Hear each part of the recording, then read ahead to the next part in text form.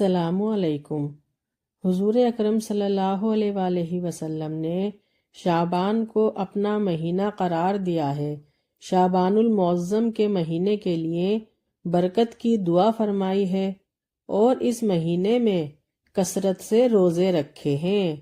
اس مہینے کی خاص عبادتوں میں سے ایک عبادت نفلی روزے رکھنا ہے، اور اس مہینے میں ایک رات ایسی آتی ہے جو رحمتوں سے، برکتوں سے اور فضیلتوں سے بھرپور ہوتی ہے۔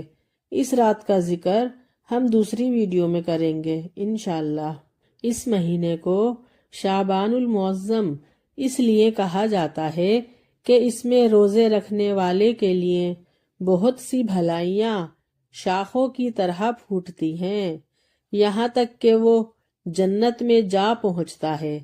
حضرت امام شافعی رحمۃ اللہ علیہ فرماتے ہیں، اس حدیث پاک کا مطلب یہ ہے کہ ماہ شعبان میں مسلمان ذکر و اذکار اور نیکیاں اور قرآن پاک کی تلاوت کی طرف مائل ہو جاتے ہیں اور رمضان المبارک کے لیے تیاری کرتے ہیں۔ ماہ شعبان کے یہ کچھ خاص ذکر و اذکار ہیں جو ہمیں لازمی کرنا چاہیے۔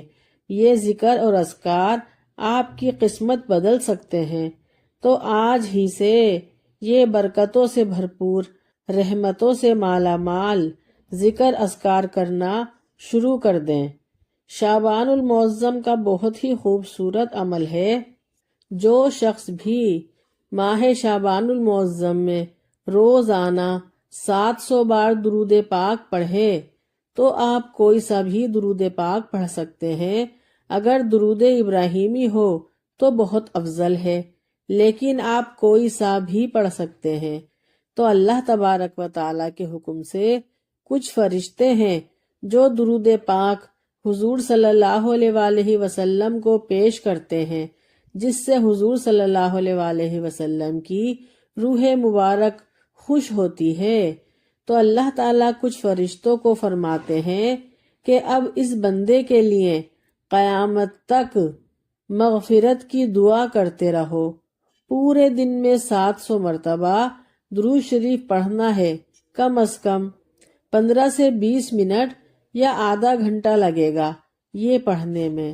اب اگر ہم حضور صلی اللہ علیہ وآلہ وسلم پر درود پاک پڑھیں تو یہ ایک ایسا عمل ہے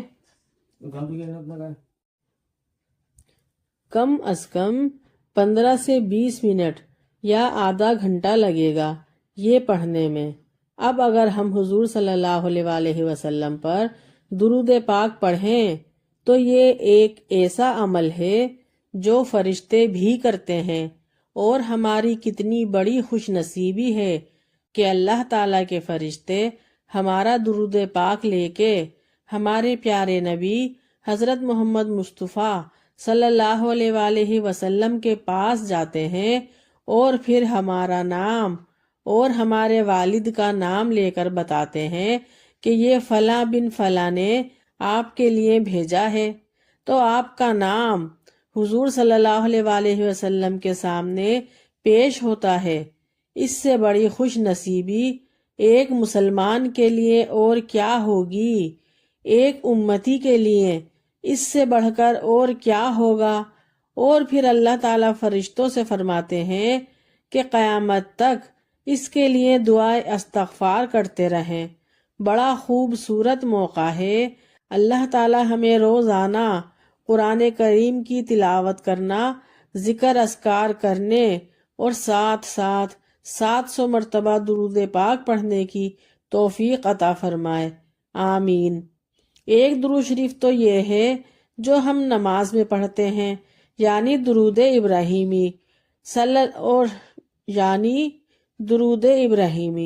اور دوسرا درود ایک یہ بھی ہے صلی اللہ علی محمد، یہ بھی ایک مختصر درود شریف ہے۔ اور تیسرا یہ کہ صلی اللہ علیہ وآلہ وسلم، یہ بھی سب سے چھوٹا درود شریف ہے۔ تو آپ یہ آسانی سے پڑھ سکتے ہیں۔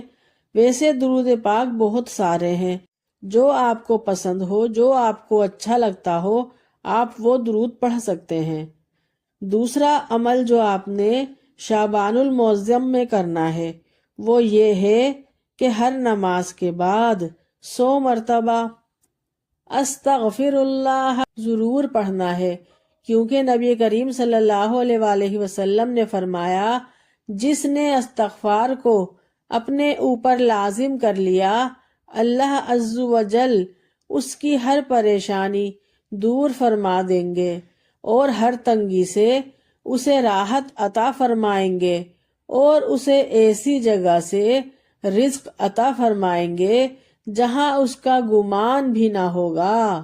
حضرت ابو بکر صدیق رضی اللہ تعالیٰ عنہ حضور اقدس صلی اللہ علیہ وآلہ وسلم سے نقل کرتے ہیں کہ لا الہ الا اللہ اور استغفار کو بہت کثرت سے پڑھا کرو، کیونکہ شیطان کہتا ہے میں نے لوگوں کو گناہوں سے ہلاک کیا اور انہوں نے مجھے لا الہ الا اللہ اور استغفار سے ہلاک کر دیا۔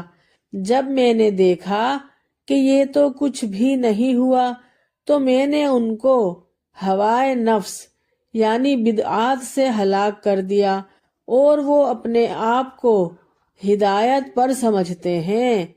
اور جان لو کہ بدعت کتنی خطرناک چیز ہے، انسان کو جہنم میں لے جانے کے لیے ایک بدعت ہی کافی ہے۔ اللہ پاک ہم سب کو بدعات اور کفر و شرک سے محفوظ رکھے، آمین۔ تیسرا کام جو ہمیں اس مہینے میں کرنا ہے وہ یہ ہے کہ ہمیں روزانہ لا الہ الا اللہ کو 100 مرتبہ لازمی پڑھنا ہے، کیونکہ اس کے حیرت انگیز فائدے ہیں جو آپ کو خود روزانہ یہ تسبیح پڑھنے پر مجبور کر دیں گے انشاءاللہ۔ کلمہ لا الہ الا اللہ کی شان میں رسول پاک صلی اللہ علیہ وآلہ وسلم کا فرمان مبارک ہے کہ نمبر 1، کلمہ لا الہ الا اللہ پڑھنے والے کو میرے عرش کے قریب لاؤ، کیونکہ میں ان سے محبت کرتا ہوں۔ نمبر 2، سیدنا ابو سعید خدری رضی اللہ تعالیٰ عنہ کہتے ہیں کہ رسول اللہ صلی اللہ علیہ وآلہ وسلم نے فرمایا اپنے بیماروں کو جو مرنے کے قریب ہوں لا الہ الا اللہ کی تلقین کرو۔